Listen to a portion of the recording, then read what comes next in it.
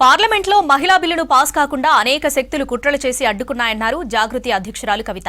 Bill pass అయితే బాగుండేదన్నారు. బసవేశ్వరుడి జయంతి సందర్భంగా హైదరాబాద్లోని ట్యాంక్ బండ్పై ఆయన విగ్రహానికి పూలమాల వేసి నివాళులర్పించారు. గత అసెంబ్లీ ఎన్నికల్లో ఒక పార్టీ మహిళలకు 8 సీట్లిస్తే మరో పార్టీ 10 సీట్లు ఇచ్చిందన్నారు. మొత్తంగా అసెంబ్లీలో 8 మంది మహిళా ఎమ్మెల్యేలున్నారన్నారు. బసవేశ్వరుడి స్ఫూర్తితో తాము ఏర్పాటు చేయబోయే పార్టీ రాజకీయ సామాజిక న్యాయం కోసం పనిచేస్తుందన్నారు. 33% టికెట్లు పార్టీ పదవులు మహిళలకు ఇస్తుందన్నారు కవిత.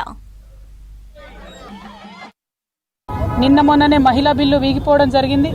చాలా దారుణం. మహిళా బిల్లు పాస్ అయి ఉంటే బాగుండేది. పాస్ కాకుండా మరి అనేక శక్తులు అడ్డుపడి కుట్రలు చేసి మహిళా బిల్లు పోయేటట్టు చేసిండ్రు. మన రాష్ట్రానికి వస్తే పోయిన ఎన్నికలు 2023 ఎన్నికలు తీసుకుంటే ఒక పార్టీ 8 సీట్లు ఇస్తే ఇంకో పార్టీ 10 సీట్లు ఇచ్చింది మహిళలకు.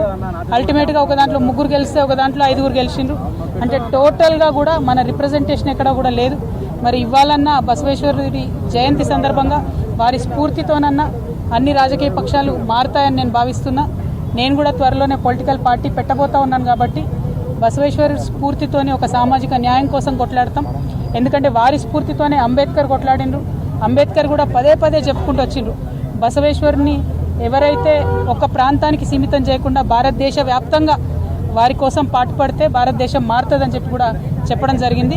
మరి మనసా వాచా కర్మ నేను మీతో ఉంటానని చెప్పి కూడా తెలియజేస్తూ బసవేశ్వరుడి స్ఫూర్తితోనే పెట్టబోయేటటువంటి పార్టీలో 33% తక్కువ కాకుండా మహిళలకు నేను ఎన్నికలలో కానీ పార్టీ పదవులలో కానీ అవకాశాలు ఇస్తామని కూడా ఈ సందర్భంగా తెలియజేస్తున్నాను.